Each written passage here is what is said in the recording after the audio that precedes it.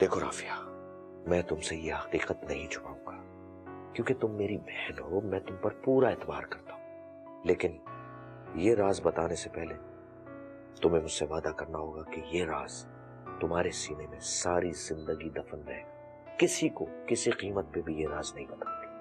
भाईजान, मैं आपसे वादा करती हूँ, मैं सारी जिंदगी ये राज अपने सीने में दफन रखूंगी। आप बताएं तो सही, ये है कौन?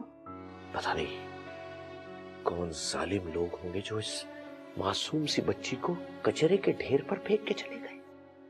कचरे के ढेर से? हाँ।